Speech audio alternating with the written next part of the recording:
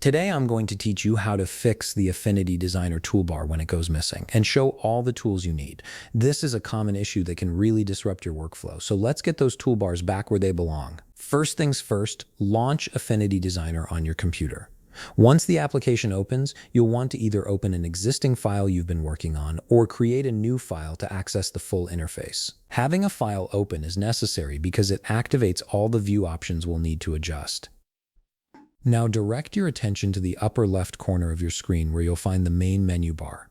Click on View to open the drop-down menu. This menu contains all the visibility controls for your workspace, which is exactly what we need to restore those missing toolbars.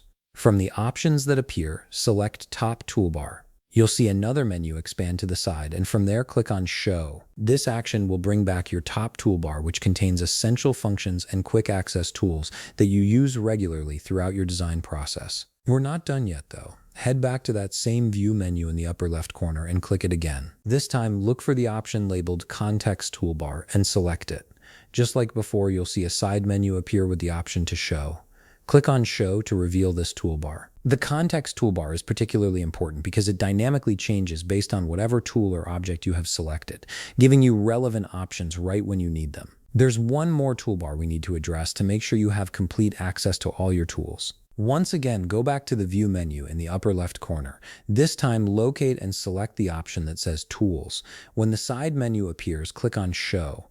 This final step brings back your main Tools panel, which is absolutely essential for any design work in Affinity Designer. This panel contains all the core tools you'll use for drawing, selecting, transforming, and editing your designs. And there you have it. All your toolbars should now be visible and ready to use in Affinity Designer. If you found this video helpful, please leave a like, subscribe, and see you in the next video.